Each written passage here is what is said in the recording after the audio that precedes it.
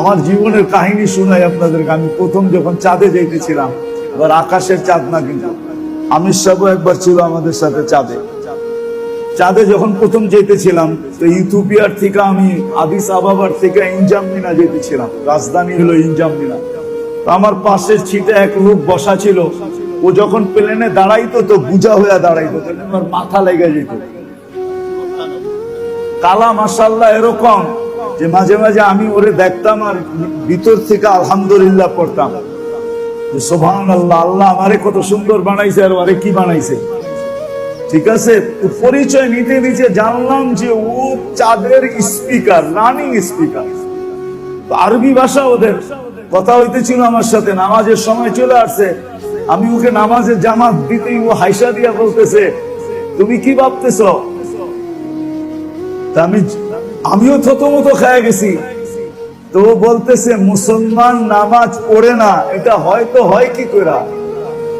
আর তুমি আমার ব্যাপারে ভাবলা কি করে যে তাসাদি আর নামাজ পড়বে না? আমাদের চাঁদে নাম মুসলমান আর নামাজ পড়বে না, এটা হতে পারে না। তারপরে সে কাহিনী শুনাইল যে আমরা একজন লোককে ধরছি শুধু নামাজকে চেক কইরা। এয়ারপোর্টে ধরা পড়ছে, তার হাতে তাসাদের চাঁদের পাসপোর্ট, কিন্তু আমাদের পুলিশ বলতেছিল চাঁদের পাসপোর্ট, চাঁদের লোক না। কিন্তু কোন দিক দিয়ে ওকে আমরা প্রমাণ করতে পারতেছিলাম না যে ও চাঁদের না। তো আমরা ওরে 3 দিন এয়ারপোর্টে রাইখা শুধু অবজার্ভ করছি, লক্ষ্য করছি ও নামাজ কি করে।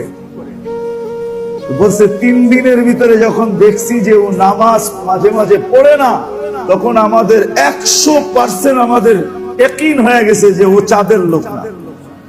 তারপরে প্রমাণ হয়েছে ও চাঁদের লোক না, ও পাশের দেশের লোক, ভাষা এক, বর্ণ এক, সবকিছু এক। ও পাসপোর্ট এখানে বানায় ফেলছে। বলছে আমরা নামাজ দিয়ে ধরছি। মেরে দোস্ত, আমাদের এখানেও যেন এরকম হয়, আমাদের দেশটাও যদি এরকম হয় যে নামাজের সময় এলো, প্যাসেঞ্জারদের বলতে হইল না, ড্রাইভারই এক সাইড, ভাই নামাজ তারপরে চলবে। আর নামাজ পড়া গাড়ি চালানো মানে হইল আল্লাহর হেফাজতের ভিতরে ঢুইকা চালানো। আমাদের দেশে অধিকাংশ অ্যাক্সিডেন্ট হয় এই কারণে, আল্লাহর হেফাজত কম। তারপরও সারা দুনিয়ার তুলনায় আমাদের দেশে বহুত কম হয় অ্যাক্সিডেন্ট। এক কথায় জীবন চেঞ্জ হতে পারে। বলছে কাঁদিস কেন? পয়সা দিয়ে নিয়ে আসছি। বলছে আমি বাজারি মেয়ে না, কাঁদি এই জন্য, কি জন্য জানিস? যে কালকে এই চেহারাটা আল্লাহকে কি করে দেখাবো। বাস এতটুক কথা। কালকে এই চেহারাটা আল্লাহকে কি করে দেখাবো? চলে তো আসছি পয়সার খাতিরে, অভাবে পড়া চলে তো আসছি, বিপদ তো তোর কাছে টাইনা নিয়ে আসছে। কিন্তু এই কথা তো মনের ভিতরে গাঁপতেছে, আল্লাহ আমাকে দেখতেছে, কিন্তু কালকে এই চেহারাটা আল্লাহকে কিভাবে দেখাবো, এই জন্য চোখের পানি। বাজ বদমাইশের দিল বেড়ে গেছে। বলছে তোর যদি এই হাল হয় একদিনে, তো আমার কি হাল হবে? আমি তোর গায়ে হাত লাগাবো না, টাকা দিয়া দিলাম, লয়ে যা, কিন্তু তোর পায়ে ধরে কই আমার জন্য একটু হাত উঠায় বলে দে না, আমি তওবা করতেছি, বলে দে না। ওই রাত্রেই মারা গেছে কিফিল। দরজায় লেখা উঠছে সোনালী অক্ষরে, কদ গফারাল্লাহু লিকিফলিন, আল্লাহ কিফিলকে মাফ করে দিছে। কেমন বাজি! এই জন্য মেরে দোস্ত, বড় আফসোসের বিষয়, দুটা বিষয় নিয়ে বড় আফসোস।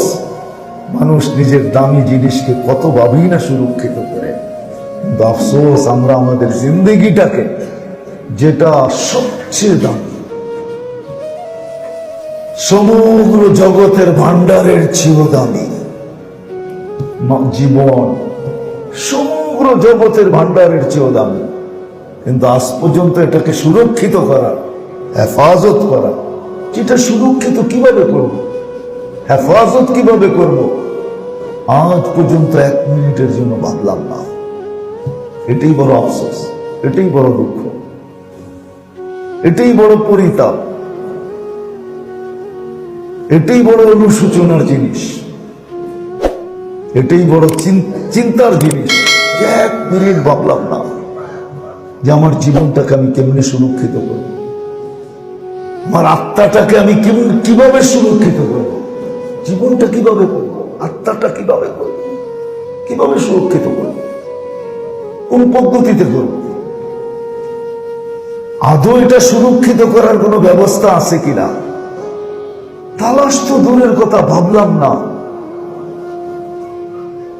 মসজিদে নববীতে দার্স চলতেছিল হাদিসের, তো যুবক বহু দূরে বৈশা, মজমার থেকে অনেক দূরে বৈশা 2 হাঁটুর ভিতরে মাথা ঢুকায়া দিয়া এরকম ভাবে দৈরা কি জানি ভাবতেছে।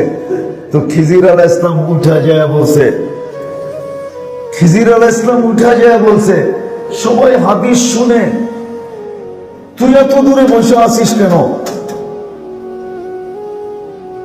তো বলতেছে, শোনো, সবাই আব্দুল হকের থেকে শুনতেছে, আমি হকের থেকে শুনতেছি। সবাই ইনডাইরেক্ট, আমি ডাইরেক্ট। তো বলছে, কথা তো বড় বললি, প্রমাণও তো করা দরকার। তো বলছে, বল আমি কে? তো আবার কষ্টে মাথাটা উঠে বলতেছে, খিজির, আর যদি বিরক্ত করো তো মানুষের সামনে ল্যাংটা করে দেব। ল্যাংটা করা বোঝেন?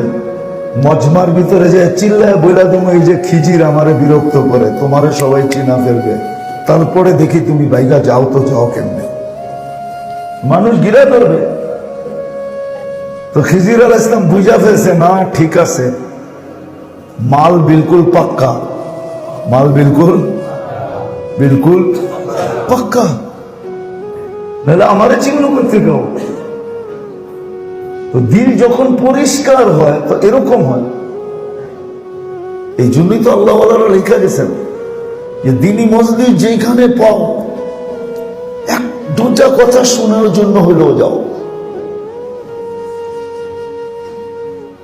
দিনী পরিবেশ যেখানে পাও, 2 মিনিটের জন্য হলেও যাও।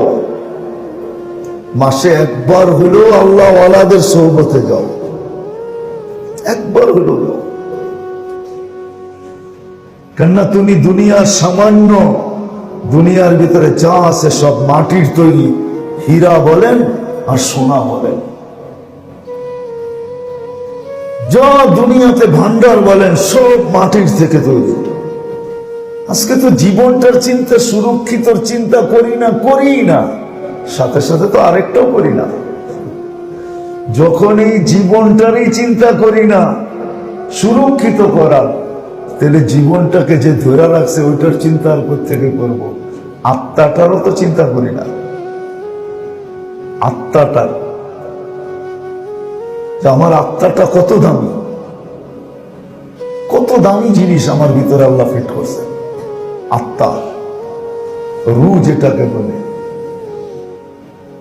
আত্মা কত দামি, এটাকে কিভাবে সুরক্ষিত করা যায়? কলুষিত যেন না হয়, ময়লা যেন না লাগে। হাদিসে আছে, গুনাহ যখন মানুষ করে তো দিলে দাগ লাগতে থাকে, দাগ, কালো দাগ লাগতে থাকে।